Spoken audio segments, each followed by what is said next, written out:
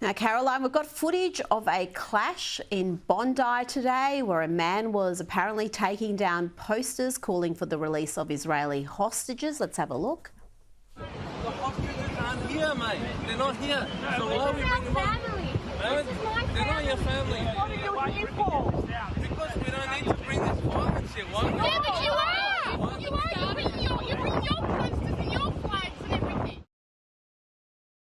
Caroline, we saw similar behaviour at Sydney University where vandals destroyed 9 walls of posters of kidnapped Israeli hostages. They had graffiti drawn on some of the images, others were shredded. What can you tell us about this latest incident in Bondi?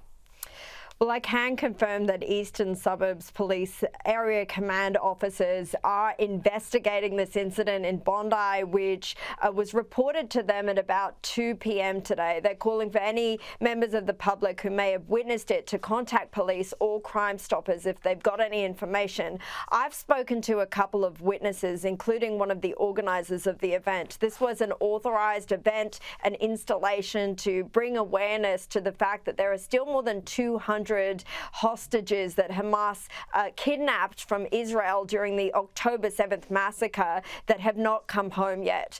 They had more than 200 towels, pairs of thongs and posters of these hostages put up at Bondi Beach throughout the day.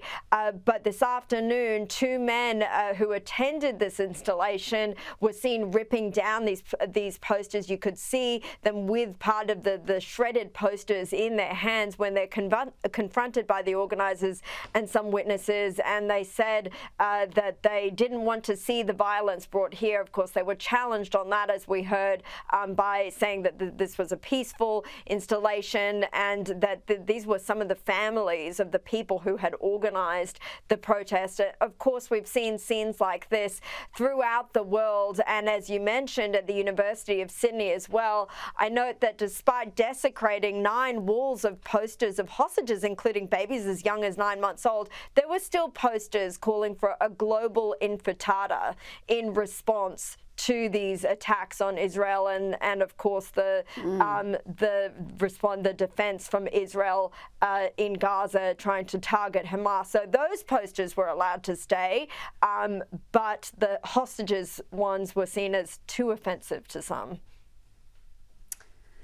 And we had protests again in Melbourne in front of the PM speech, and some of the signs these protesters carried, Caroline, some of the things they said, well, highly disturbing. I think we've got a short grab here. We don't have a short grabber. You can see there's just a hostility there, Caroline, that's not doing their cause any good. It's just making Jewish people feel afraid in their own community, and I don't think they're winning too many over to their cause by attacking the Prime Minister as they did today, attacking media also. Look, I'm not sure that they care, Rita. I mean, this is this global movement that we've seen, and it's certainly not been very peaceful. And the one today, you know, there were signs that one person was holding a sign that's saying the Anzacs killed my uncle. Well, if they feel that strongly about Australia and the Anzacs who fought for our freedom, then you'd have to question what they're doing here in the first place. Exactly. Assuming these people have citizenship and have been or visas and given the right to live here, how did they form such a hatred for the country that's given them a home? And in other protests, I mean, even the ones that have been reported as being relatively peaceful, there are calls that use the Hamas rally cry, from the river to the sea, which calls for the extinction of Israel and thus all the Jews living in it. Those are meant to be the peaceful rallies, and I'm not even getting started on the calls for death to Jews and gas the Jews and intifada's. These are the peaceful ones. So, I mean, I certainly don't think it does anything to help their cause, but there seem to be plenty of useful idiots that are swayed by this kind of Hamas propaganda and Hamas sympathizers and what they're saying, because we've seen a movement of hundreds of thousands across the world ready to take up the cause.